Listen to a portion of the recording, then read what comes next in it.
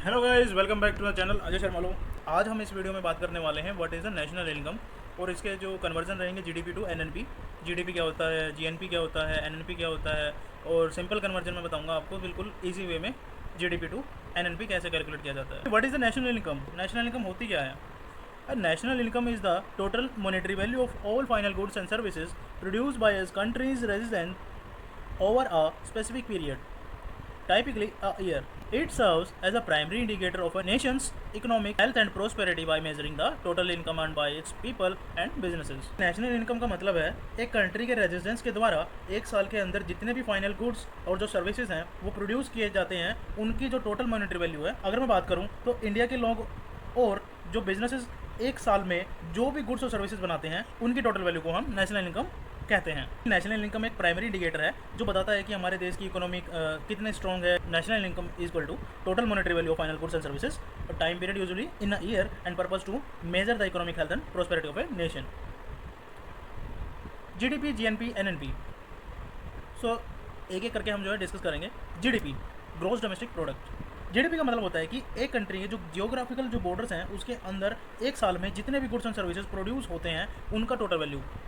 The measure the total value of final goods and services produced within a country's geographical borders regardless the who owns the production assets.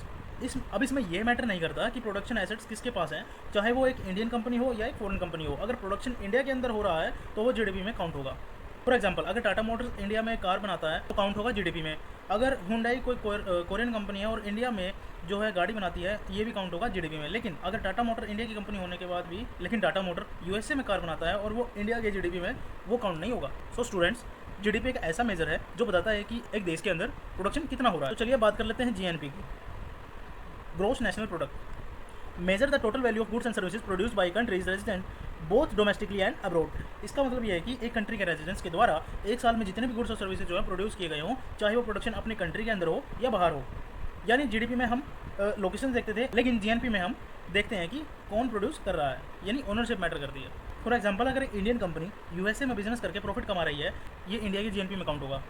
अगर American company India में production कर रही है, ये India के GNP में count नहीं होगा, वो यूएसए के जीएनपी में काउंट होगा। तो स्टूडेंट्स, जो जीडीपी है वो बताता है देश के अंदर कितना प्रोडक्शन हुआ और जीएनपी बताता है कि देश के लोगों ने टोटल कितना अर्निंग जो है प्रोड्यूस किया है, चाहे वो कहीं भी हो।